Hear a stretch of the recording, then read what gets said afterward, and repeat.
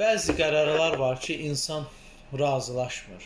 Bəlkə düzdür, bəlkə yox, bilmirəm. Amma düşünürəm ki, belə olmalı deyildi.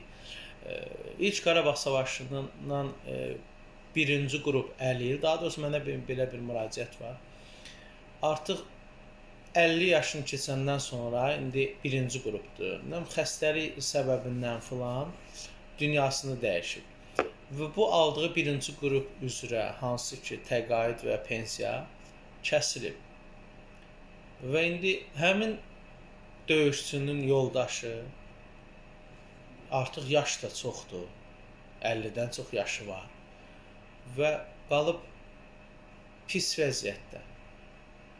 Yəni heç olmasa orada qanun göstərir ki, uşaqlar 18 yaşına kimi verilir də o pul. O da ki 50-60 yaşında bir kişinin, bir ailənin 13 yaşında, nə bilim 18 yaşına qədər uşağı olmayacaq ki, daha böyük olacaq da. Yəni heç olmasa bu pensiya onun həyat yoldaşına verilsəydi, o da dünyasını dəyişənə qədər, yəni olmazdımı bu? Yəni bir çox halda baxın, qrupları kəsiləndə ilk Qarabağ savaşçılarının bir çoxunun qrupu kəsildi 50 yaşında, artıq yaşları da az deyil, 50-55 yaşındadılar deyək ki. Qrupları kəsildi və nə oldu? Yenə də həmin ailə bərbad vəziyyətə düşdülər. Kasıbçılıq, onsuz da kasıbçılığı baş alıb gedir. Yəni aidiyyəti qurumlardan, aidiyyəti üzrə kimlər ki buna baxır, özləri daha yaxşı bilirlər və videomu da izləyirlər.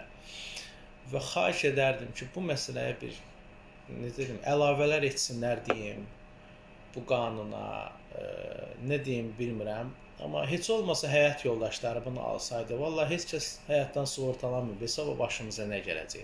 Düşünürəm, biz də müharibə əlilliyi, biz də dünyamızı dəyişəndən sonra bizim də ailələrimiz, bizim də yoldaşlarımız bilmirik nələr çəkəcək, necə olacaq.